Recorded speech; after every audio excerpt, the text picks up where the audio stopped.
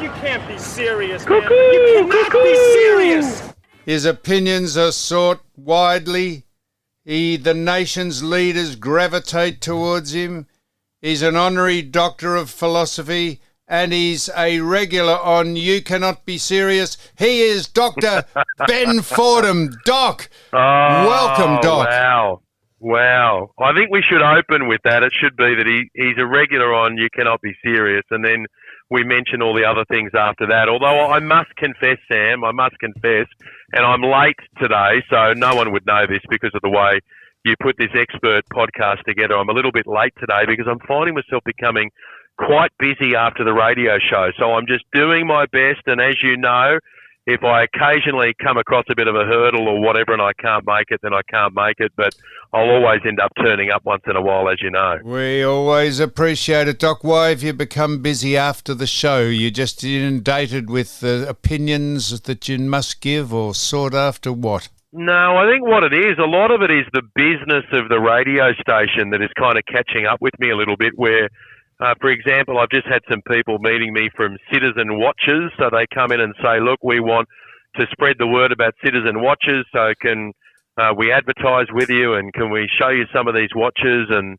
you know, so it's getting to know some of those brands. Yeah. And I'm a big believer in that too, because my mum and dad started a small business when I was a kid, and my brother now runs it. And if you're a business and you're spending money on advertising, and if the advertising is not working, well, if that was my business, I wouldn't be too pleased with that. I'd want to be making sure that if I'm going to spend a chunk of money on advertising, that I know the person who I'm advertising with, and I know that they're going to give me a proper hand with things. So I don't mind doing those things because it allows you to learn a bit or two about their businesses. Some of them might be in the meat game. They might be a butcher selling meat, and you get to learn a little bit about them. They might be car dealers, or they might make watches, or whatever they might do. So I'm always interested in kind of getting to know what they do and what makes them tick. And you can find out too about the mood out there, because, you know, I'm not in retail, but when you're talking to people in retail, you get a real sense of how tough it is out there at the moment. And I've got a feel for anyone who's in that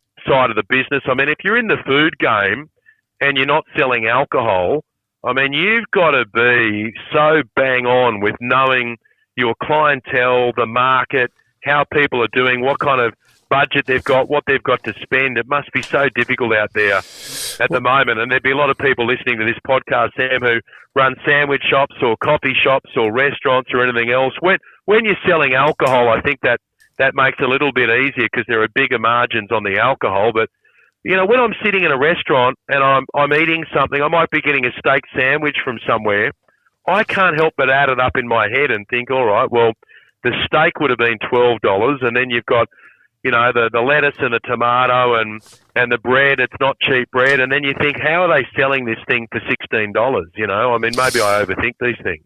Well, now, how apt that you have mentioned that, because the report just came out that 11,000 businesses have gone under since COVID, and the Australian Tax Office wants to recoup $50 billion in bailouts and grants from the existing businesses. So you're more philanthropic than the Australian Tax Office. And incidentally, Doc, what time is it on your Citizen Watch that you're wearing?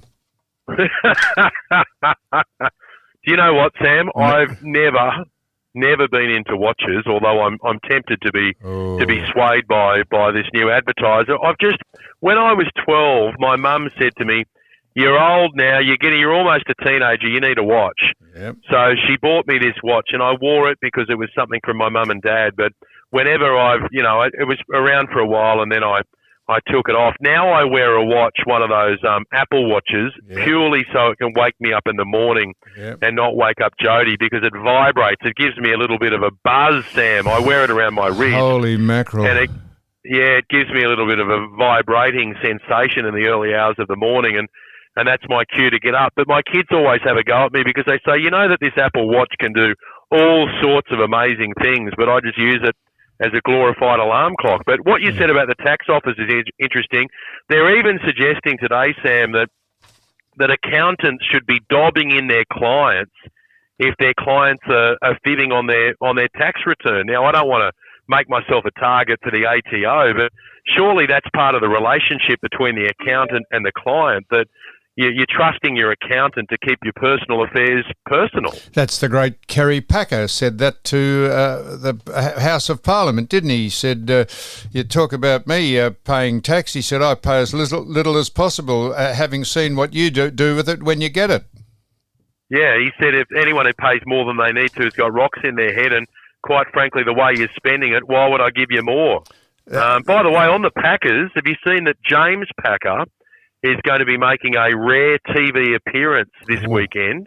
He's turning up on the Spotlight program on Channel 7. Ooh. And in the promos, he's with Robbie Williams, the singer. They're on James Packer's boat. And I can tell you what this is all about. It's about a book that is being written by a bloke who briefly led the Liberal Party in New South Wales, a guy called John Brogden. And he's written a book about people who've come very close to ending their lives. And he somehow convinced James Packer to be part of this book. Now, I don't know whether James falls into that specific category of someone who's come close to ending their life, but certainly he's had some personal life struggles over the years and battled a lot of demons. And so that's why he's speaking out on Sunday about his own battles. And he doesn't need to do this stuff. He obviously feels like, you know, there's a worthy cause here and he might be able to help other people by sitting down and doing a tell-all interview, but that's what that thing's about this Sunday. And as you know, having worked for the Packer family for a long time, there's only a handful of occasions when they sit down and do an interview. I can remember one of them with Ray Martin on a current affair when James might have done an interview. I can't think of... I think Michael Parkinson certainly interviewed Kerry Packer on one occasion. Shane Warne interviewed James Packer on his, I don't know how long the show went, but he interviewed Yeah, the show was Warney. Yes, he interviewed some very important people in the world of finance and sport, and not sure how long the show lasted. I think he wasn't comfortable with it, Shane. It said to me he didn't feel he was an interviewer, no matter how much coaching and how much they chopped it up and how much they edited. He just wasn't comfortable doing it. Well, you know, there's a great interview which I'd encourage people to go and listen to. Two really good interviews that I'd encourage people to listen to. One is Peter Dutton has just done a lengthy hour-long interview with Neil Mitchell. Neil's got a podcast called Neil Mitchell Asks Why. Yes. And I was on Peter it. Dutton. I was on it 3 weeks ago. Yeah, you've done it. I've heard the one that you did with him. It was fantastic, and it's real. Neil's good at getting people comfortable, but also asking the uncomfortable questions, as he did with you. But in the Peter Dutton one, there are so many conversations with politicians where all you're talking about is politics, and so they've got to kind of have these bare-knuckle fights with their political rival. Well, the one with Peter Dutton's got some of that, but towards the end of it, there's this really interesting exchange, and I've put the highlights of it up on our website today, 2gb.com, where Neil says, look, your son became news earlier this year, where Peter Dutton's teenage son was splashed across the front page of the newspaper because he was at school, he's on the Gold Coast, and he was seen carrying a plastic bag, a small plastic bag with a white powder substance in it. And one of his friends put it up on Snapchat, and then before it could be deleted, someone screenshotted it, sent it to the media. You know the next story. It's on the front page of the paper. Now, at the time, Peter Dutton simply said it's a family matter. In other words, I won't be talking about it. Neil Mitchell asked him about it, and he opened up about it. And he said, he spoke about his son having made a big mistake, the fact that it happened at school. He spoke about his relationship with his kids. But he also revealed that when that broke, he got a call from Anthony Albanese.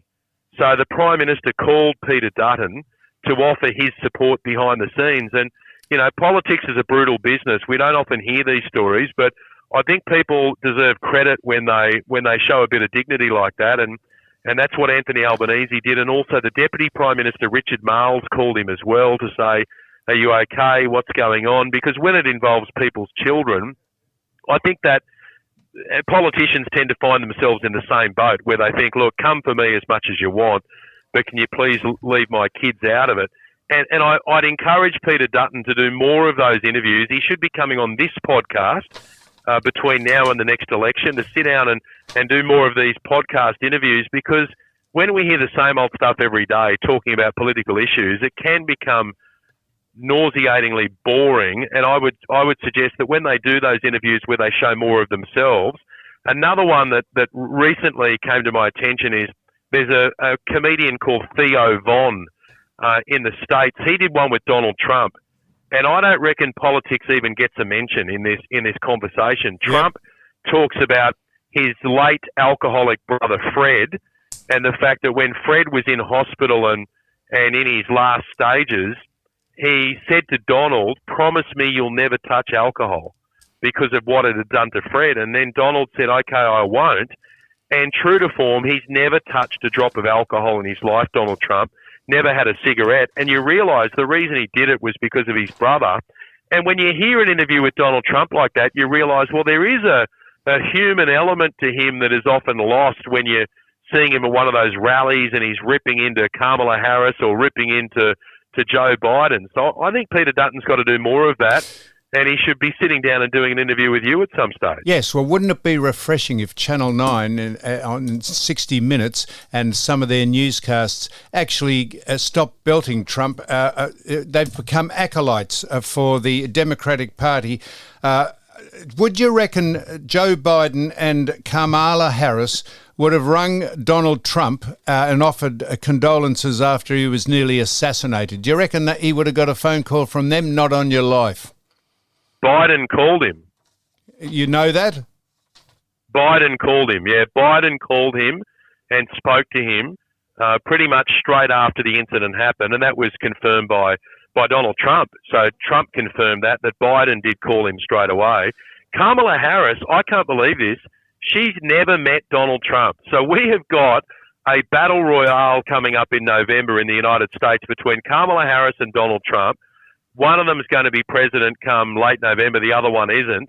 And the two of them have never actually met. And, of course, there's a bit of a debate at the moment, as you'd be aware of, Sam, about the big debate and how that's going to work. And Trump doesn't want to do it where Kamala wants to do it, and Kamala doesn't want to do it where Trump wants to do it. So I don't know whether they're actually going to come face to face. Trump said he would do it under the same conditions as the last one, and that was agreed upon. And then the backers of Harris, who are shit scared to let us speak about anything, let alone debate Donald Trump, said no, they want to have notes and they want to sit down and they want to bloody be able to... if that woman becomes the President of the United States, they will drop out of any significance in the known world. She is a disgrace. She is a hoax. She is a charlatan. She is so dishonest and so false, it's frightening. Who would you vote for if you had a choice, and you've got to answer this, you can't sit on the fence, between Joe Biden and Kamala Harris? Joe Biden. Oh, rubbish. Rubbish. At least Kamala Harris is alive. At least Joe Biden, through his own inadequacies and his own mental condition, actually says what he means. I don't agree with anything he says, but at least he actually says what he means, unlike... I could give you a chapter and verse about Kamala Harris and how she's backed down and changed her position on things. She is so unworthy. And it sounds I'm being sexist, but I'm not. Joe Biden, I told you, is just a fancy. What's going on in the Middle East? Fancy. Joe Biden, the President of the United States, spending every day on a beach under an umbrella with some stupid woman that's sitting beside him. I don't know if it's his wife or his carer or his handler. Why doesn't Channel 9 on 60 Minutes point that out and say how disgraceful this is? No one is running that country, and Kamala Harris is a fraud. It is quite extraordinary that he's been sitting on a beach now for more than a month.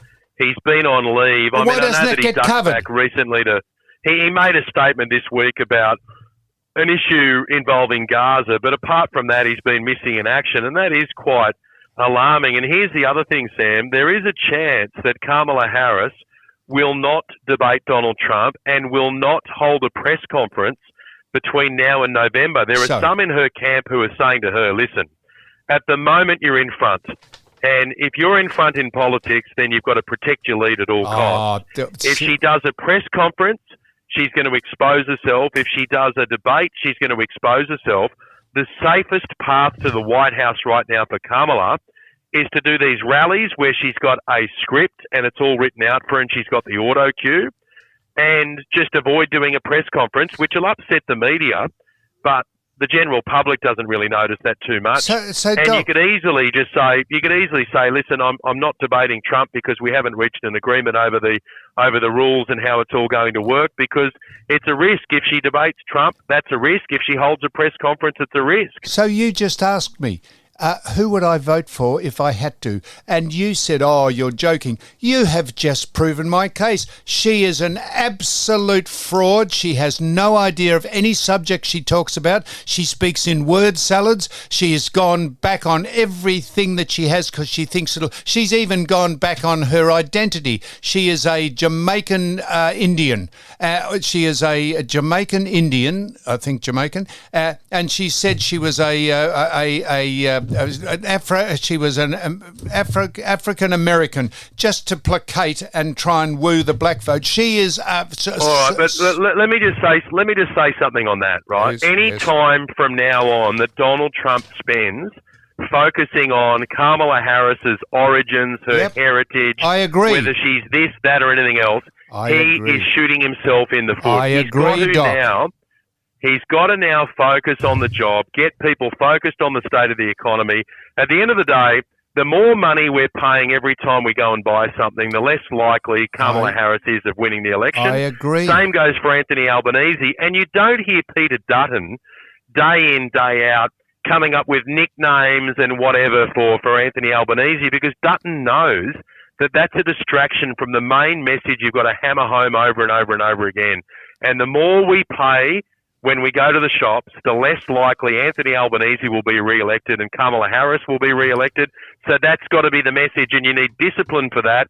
And Trump lacks discipline. But, Doc, for 5-6 years, they have called him.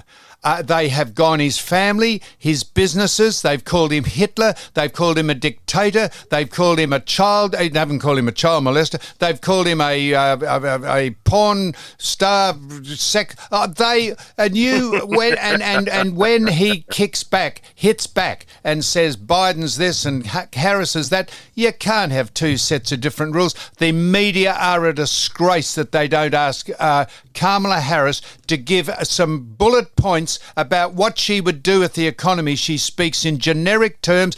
Trump at every rally and every interview lays it out what he'll do, whether you like it or not. At least he lays it out and gives some reason to have a conversation with him. She is an absolute disgrace. It makes me almost fucking vomit to hear people placating her, and the news media are a disgrace. That station you work for and I used to, they did a hit job on Trump about his brother and said that he hoped his disabled son died and moved down to Florida. What a bunch of lies that is. That is so disgraceful. They should be censured for untruthfulness.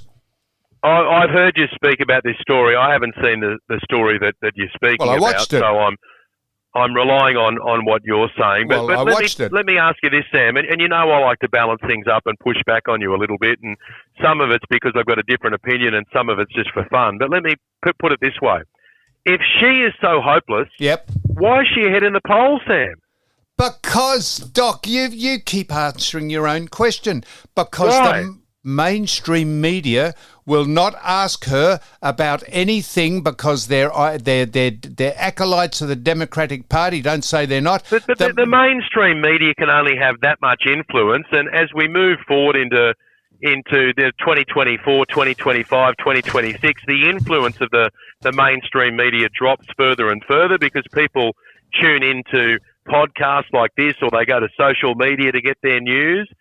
They're not all relying on the mainstream media to tell them how to think. And I think the issue for Donald Trump is that he was so good at knocking out Joe Biden that he didn't really have a plan of attack for dealing with a refreshed Kamala Harris, because Kamala Harris, if you look at all of her her lowlights on YouTube. She's had some absolute shockers and clangers. And then all of a sudden, low expectation means that if you turn up and you deliver a half-decent speech, then you look good. And that's what she's doing at the moment. She's just delivering speeches. She's largely saying the right things. She's not delivering You're right. speeches. She's reading it. She's reading every single thing off a cue card, off a teleprompter. She has no understanding or grasp of any subject. She lied about Biden's health. She lied about Trump. They go on about Trump's against abortion. Trump said he would leave it to the states. She said that he was. She lied about that. She presented. She prosecuted people who smoked marijuana in California. She smoked it herself. She's created a fund to bail people out of jail who burnt Minnesota or whatever, Minneapolis or whatever it is after the George Floyd riots. She wanted to defund the police. She said she lied about Trump's bloodbath. Trump didn't say there'd be a bloodbath if he loses. He said the auto workers, it'll be a bloodbath if they want to bring in electric cars. She is a disgrace. The Secret Service, how has that just dropped off the radar that indirectly the Democrats organised or were part of the Trump assassination? I don't care what you say. Where did that boy Crooks get those detonators, those sophisticated bombs? How is he allowed to get on the roof? They've never investigated that. They had one chance of getting rid of Trump, and Biden and her failed indirectly to do it. They are a disgrace. I told you. Yep. I told you immediately after the Trump assassination attempt that this idea that this was somehow organised by someone in the Democratic Party or organised by someone in government, the FBI, the Secret Service or whatever, was a crackpot conspiracy theory. And I say the same thing again today. What you're saying has never been proven. Things happen. Crazy things happen. And if you were going to hire someone to go and assassinate Donald Trump, as if you're going to grab some kid who was a failure on the school shooting team. I mean, Sam, it wasn't some government conspiracy. Doc. And guess what? The head of the Secret Service was sacked because of her role in the whole thing. It was a stuff-up by the Secret Service. I never said that they hired that boy, to shoot Trump. I said 4 or 5 rungs down the ladder, they have turned a blind eye. The CIA, the FBI, and the Secret Service turned. So you say it's never been proven. Why hasn't it ever been proven? Because they don't investigate it. They have more evidence that this was. How would that boy have sophisticated weaponry in the boot of his car? We don't get to hear about it. Why would his father? Because Sam. He lives in a country where anyone can carry any bloody gun that they want, and they can do whatever they want. Why would his father? It's a bit like saying, how did Martin Bryant, who had the intelligence of a kumquat, manage to coordinate a mass killing in Tasmania that killed dozens of people? Well, guess what? Sometimes these terrible things happen, Sam. Why would Crooks's father hire the 2 greatest lawyers, criminal lawyers, to handle his affairs? What's his father got to hide? And where does he get all that? How can he get onto the roof? How can the CIA, how can they not have drones? How couldn't they have warned Trump? You've got to be joking, Doc. This, down the line, I never said that Biden ordered him to be shot. I said 4 or 5 rungs down the ladder, they turned a blind eye to this, and they had one chance to get rid of him, and it ain't over yet. I tell you, he will never win this election. If he doesn't, it'll be because that there's been an international hacking event that's stopped them counting the votes. There's been a solar flare. There's been some other thing there's been a epidemic. Something will happen so that the votes won't be counted properly, and in the end he'll find he just lose again by about a handful of votes. They are worst government ever. Those people, it's just a disgrace. Now, Doc, You there? I want to Yeah, ask I'm you here. this. I want to just ask Yep. you. We shy away from talking about topics like this. We don't. But I've already had a discussion, and you'll think, oh no. But you've got to understand. I'll talk about anything anytime, Sam. So Have you you go right been ahead. watching? Hey, are you interested in the disabled? Oh, the what do they call it? The Paralympics. The Paralympics. Are you interested?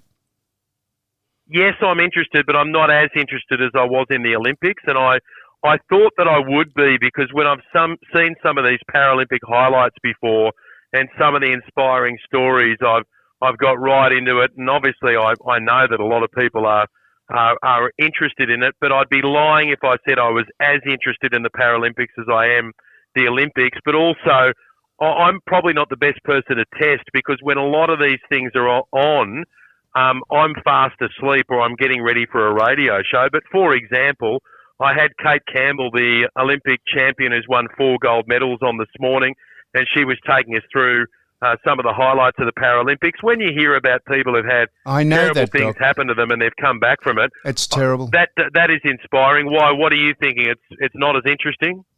Absolutely, it's not as interesting, because it's a second-tier sport. Not second-tier people; they're fantastic people, but it's just meaning that it's a select group of people that go on a world stage.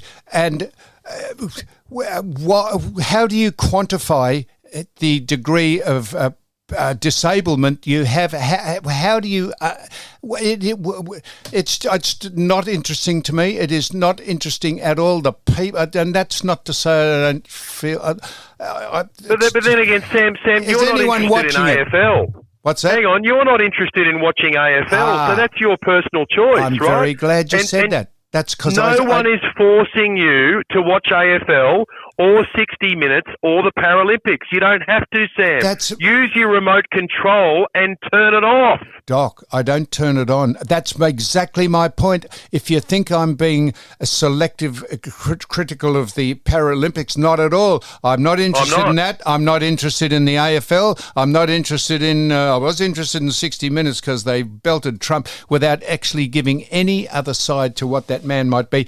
So is it... I want to ask you this. Is the viewership, is it people watching the Paralympics, the ratings, are they good? I don't know. I don't know. I would presume that they would be, but I don't know. And look, I also think if they had have come on immediately after the Olympic Games, I reckon the ratings would be higher and the interest would be greater. But equally, I've also got I get 500-600 text messages every morning coming through on our text line for the radio show. You know, every morning I'll get a handful of messages saying you've got to have a look at this highlight, or you've got to see that one. So, you know, there are a lot of people who are interested in it. But, Sam, you seem to get your knickers in a knot about things that you're not interested in. Well, answer me this, Doc. We have bid, Victoria has bid in 2030 for the gay games. We've just lost $1 billion or more by cancelling the Commonwealth Games. Why would we bother bidding for the gay games? What are the gay games? Who can enter the gay games? Do you know who can qualify to enter the gay games? Anyone. Anyone. Yes, anyone can enter the gay games. So why do we have a gay games? Why don't they just try and enter the Olympics? What is the point of spending another $1 billion placating a group of people who have no right to have a second-tier sport? They're not second-tier people. It's a second-tier sport if you put it up against the Olympics. If you're gay or whatever you are, go and try and be in the Olympics and stop wasting our money. Your state is now paying for Scotland to host the Commonwealth Games. I rest my case. That's how crazy it is. Because of the compensation paid by Victorian taxpayers has now been passed along to Scotland, and Scotland has told its citizens, don't worry, you guys don't have to pay for the Commonwealth Games anymore, because they've found a way of putting the games on at a much lower price than what Daniel Andrews was claiming it was going to cost, because he wanted to spread it right across Victoria to try and win votes in regional areas. Scotland's saying, no, we'll do a cheaper version of that. It'll still be great. And guess what? You don't have to put your hand in your pocket because some moron in Victoria, Australia, has paid us hundreds of millions of dollars in compensation, so he's going to pay for the games to happen in Scotland. So I'm asking you for your opinion. Why would we stump up here in Victoria money, millions and millions of hundreds of millions of dollars to run the gay games? What are the gay games? Just a bunch of people like us. Anyone can enter. So just why don't you train and see if you can be in the Olympics, for God's sake? I think, the gay games are gay, obviously. No, they're not. Focused on... They're not. Happy gay. Yes. Look, I know the Victorian government is talking about securing the gay games. My tip is they won't. Pandering. I don't think they'll put in an official bid because of the embarrassment of what happened with the Commonwealth Games. The pandering sycophants. Just to answer your question on the Paralympic Games, I'm just reading here, the Paralympic Games, another example of the proven power of TV to reach at speed Australian advertisers, with Nine's broadcast so far attracting a metro TV reach of 4.4 million viewers, regional TV reach 2.4 million, and 1.3 million viewers reach via Nine now. So it's a rating success. It's a rating success. I don't know, but Sam, you don't have to watch it, mate. You don't have to go to the gay games. You don't have to go to the AFL. It sounds like I'm knocking the gay. I'm not the gay game. I'm not. I don't watch it because it is so subjective as to the level of how do you quantify who is in the events and why, and they're fantastic people. I know all that. At least I don't do it. At least I don't do what Caroline. At least I do. Did you see that? Oh, hang on. Caro's getting a mention. Go on. Caroline Wilson. How does she still draw a wage from Channel 9 who said Paralympics is not real sport. People only go to watch them fall over and muck up. How would she still hold down a job at that station? Well, if you said it, you'd still keep your job. Bullshit. If I said that, I'd be. I got sacked from the Sunday Footy Show for not even on this podcast saying that George Floyd was a piece of shit. Why did they burn half the country down in honour of him? That's what got me off the Footy Show. Have you seen the transgender controversy at the Paralympics? Oh, don't tell me. No, I haven't. I haven't because I haven't been watching it. I told you about it. Yeah, no, there's an athlete at the Paralympics who just a few years ago said, "Look at me, I'm a man." The athlete is now performing in the women's competition at the Paralympics and doing very well. And look, it's another example of the fact that people allowed this issue to get out of control without having some tough conversations and saying, "Look, we need to put some rules in place." So, you've now got. There's actually a case in the UK in the last week or so. Where a female soccer team recruited a male-born goalie, and they played one game, and then after that, the girls on the team said, "Look, we don't want to play anymore because we think that this is unfair." So you've got it in soccer, you've got it in the Olympics, you've got it in the Paralympics, and look, that's an example where I've said before, look, you're better off having an open competition where anyone can play, a mixed competition where anyone can play, boys can play, girls can play, anyone can play. But it's a bit of a worry when you've got an Olympian or a Paralympian or anyone in the female category who has a chance of winning a gold medal and they miss out because someone is able to be part of that competition who shouldn't be part of the competition. So in a way, I'm glad you haven't heard about that controversy, Sam. Yes, I've heard about this. Did you see the British coppers knocked on this teacher's door? This is on, you can see this on real live TV. Arrested him for not endorsing the trans ideology in his school, in his classroom. He did. He said. Well, at the moment, they're knocking on all sorts of doors in London, and they're saying to people, "We're putting you under arrest for what you said on Facebook." Yep. It's a Facebook crime, and there was a rather elderly gentleman. I don't know how old he was. We couldn't see him, but we could hear his voice, and he had to say to the police officers, "Well, what do I do about my medication?" They said, "Well, you can pack up all your medication and come with us. You're under arrest because of a Facebook crime." I mean, and it's pretty crazy when people are being locked up over that. And they reckon Trump's a dictator and a Hitler. I tell you, Trump is don't start me on all that stuff. And if right, we I have a won't bit start of balance on what they say about Trump as opposed to what Harris and Biden have been doing for 4 years. They are not journalists are even reporting it. They're just bloody pandering sycophants. They're just... Now, listen, can we talk about something pleasant for a while? Please, and that is the podcast. I've enjoyed, you know what you've managed to do, and I don't know whether this was a deliberate thing or whether it's just happened by accident, but you've managed to gather around you now a whole range of interesting people who you get on a bit of a rotation on the podcast, and I'm really enjoying it. You've got some, you've got some interesting voices there now. I mean, I know once upon a time it was you and Mike and Don, and then it was you and Don, and then obviously Don went off on special assignment and he hasn't returned.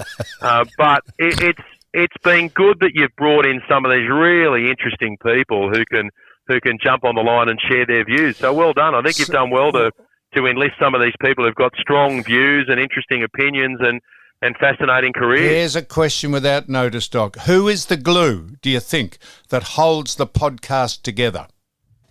I'm talking to him. It's Dr. Ben Fordham. On, you are the only reason that we stay doing this. Yeah, Mate, there's so many people, Doc, so many people say they listen to us and they love it and all that, but they say the fortnightly contribution of one of the great broadcasters and people in the industry every week on our pissy little podcast is absolutely what keeps them glued to this podcast. Oh, that's a fact. You're putting too much pressure on me now. I'm not. You're putting too much pressure on me now. No, I understand, mate, that if you have to go and can't do it on occasions, you'll just say so, and we take that as read. Don't worry about that. We take that in good faith. But we love having you on, Doc, because you are the voice of reason. Mate, I love it. When are we going to catch up? Well, I'm in Airlie Beach, coming back in November. So, in fact, someone said to me, I don't know who said to me, was it Richard? Was it Dick from the Muff Man? He said he was going. You haven't been speaking to him, have you? No. I listened to him on the podcast. Though. Oh no, I thought he said. Anyhow, we would. We're coming back from. And what about Ivan? Where's Ivan Milat? We had Ivan on earlier on. Ivan and Dick gave us a bit of a talk earlier on. In fact. And I've just recorded a thing with Warwick Capper, who Stan are doing a doco or a film on him. We had him on, so we've had a huge. We haven't put anything to air yet. We've got about 4 segments to go to air today, but you'll be the first one, and then we'll work out how much time we've got. And what about just speaking of Capper? What about your mate Ricky Nixon? How's everything there? Ricky's just ducking and weaving. He's got various court cases that he's been attending, and then just I speak to him occasionally, but he's either in remand or he's in waiting room out in the office before any court appearance, and we've got to snatch the various hours that he's free to talk when he can talk. No, he's going all right, I think. I don't know what makes that man tick, but I speak to him. He's a friend of mine. Does Warwick still run that business that people drop into for personal services? I don't think so. He's divested himself of that. I did say, will the brothel get a run on the doco? He said he had his manager or bloke looking after him, a bloke called Tony Marks, who interpreted everything that Warwick said. I said, you still got the brothel, Warwick? He said, yeah, no, Warwick, he's built like a cabana, got a mortadella hanging out his pants. I said, are you still got the brothel? And Tony said, let me answer that for you, Sam. Warwick's divested himself of the brothel and he's moved on to different areas. I said, what other things are you doing, Warwick? He said, well, Warwick, I'm doing talks. And he said, I'm doing that. I said, Tony, is there anyone going to sit down seriously and try and interview Warwick Capper a la David Beckham style? And he said, well, yes. I said, we're going to try and interview him seriously. He said, who's going to try and do that? Why don't you get me to try and interview him seriously? So I was very glad that Tony Marks was sitting beside him, or else I would have got nothing out of the great whiz. You do a very good Warwick Capper. That's a very good impression. Well, of course, all you have to pretend is that you're half shot. You're a complete moron, and I can take him down to a T. Yeah. Well, listen, mate. Yep. Love from me and love to everyone in the You Cannot Be Serious family. And, mate, I look forward to seeing you in the flesh before too long. Sue is right here, been listening to all this, and I'm surprised you haven't asked how she's going. Say hello to the great Dr. Ben Fordham, MD. Susan. Hello, Ben. Well, Sue, the reason I usually bring you up, as you know, but the reason I didn't is I just thought sometimes you ask the Thought question. we'd broken up? I thought maybe, you know what I mean, all that time on the boat and whatever, and I just thought he might have gone so stir-crazy that you might have booked a one-way ticket out of Airlie Beach. Well, there have been moments of no. No, everything's going well. Actually, she's on the phone now trying to book a ticket to fly back to Melbourne for a day to... Can I say what you're flying back to Melbourne to do? She's been wooed by a potential Lord Mayor, because the Lord Mayoral race is coming up in Melbourne, Australia, and she's been wooed to join this ticket in a capacity that she has yet to be decided. But she's just about to ask them to fly her down there to have a meeting with them. I don't. All right, now listen, I've got another. A guest idea for you, because you just made me think of this, because of course Sam was mooted as a Lord Mayoral candidate at one stage, and Sue, another person whose name was thrown up before as a Lord Mayor of Melbourne was Eddie Maguire. I know that that's not something that you've pursued, Sam, or he's pursued, but I read about Eddie Maguire's son who's going really well playing American football. Can you get Joe on at some stage on the podcast? I've had Joe on. The podcast. We spoke to Joe when he was back here from on furlough from before the Really? How long ago was that? Why did I miss it? I thought I'd heard every one. I will send you the episode, and he was fantastic. And he plays for the what are they called? Buckeyes. The Buckeyes. What state's that? Ohio. Oh, well done, Sue. The Ohio Buckeyes. And Eddie said he got on the ground in front of 120,000 people just last week as a reserve punt kicker, and he was broadcast, and they mentioned his name, and he punted a couple of balls. He is what a success story that family is, and Eddie is as proud as a dog with a tin dick, and why wouldn't you be? That's a lovely way of putting it, Sam, when talking about a family matter like that. That's just a throwaway euphemism. I know. I'll go back and have a listen to it. I'll send you the episode if you wanted to listen. Beautiful. Well, listen, Sue, love from me. Thank you, Ben. Love from me too. Oh, hang on. All right. Good on you, Benjamin. Hang on a minute. Is your name Benjamin? Yeah, it's Benjamin. Yeah. Benjamin Thomas Fordham. BTF. Yeah, have you? Yeah. You're John Sam Newman? No, you're just John Newman. John Noel William. I am. Noel. John Noel William Newman. That was perfect. My father's name. I know what I'll be calling you from now on. Thanks, Noel. Oh, well, thank Benjamin. What a delight. All the best. See you, gang. Bye-bye. I'll talk to you soon. Bye-bye. Okay, bye. Yes. Right. I'm going to do it right now, Sue. I had to ring off, and then I couldn't get my hand over to put the finishing music on, so I'm doing it.